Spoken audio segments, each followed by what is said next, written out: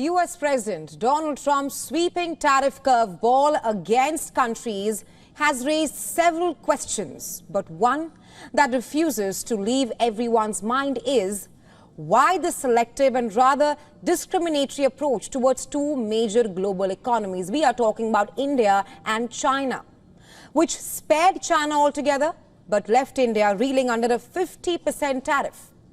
Well, U.S. Secretary of State Marco Rubio seems to have some answers now. Speaking to Fox Business, Rubio clarified Washington's tariff positions on both India and China. He said that behind America's refrain to sanction China for buying Russian oil lies a clear and a calculated decision.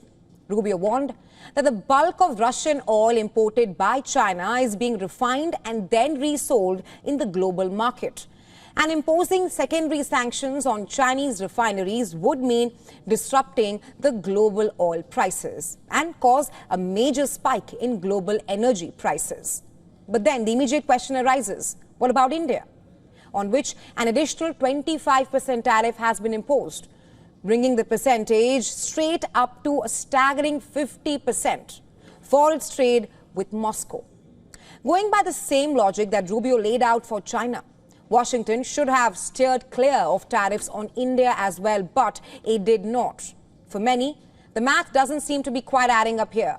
Meanwhile, when asked about Europe's position on the tariff situation, Rubio said that Europeans have expressed concern over proposal of 100% tariff sanctions bill on China, India for importing Russian energy.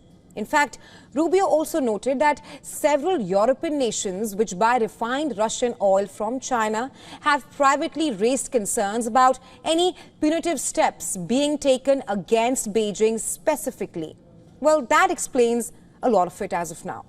China is currently the largest importer of Russian oil, leading Russian oil purchases at approximately 2 million barrels daily, followed by India and then Turkey. Trump had earlier suggested that the tariffs directed towards India was a hard tactic that possibly brought Moscow to the negotiating table. However, in an op-ed published in the Financial Times, White House trade advisor Peter Navarro warned India about cozying up to Russia and China through oil purchases. When asked about prospect of sanctions over European nations still buying Russian oil and gases, Rubio rather treaded with caution.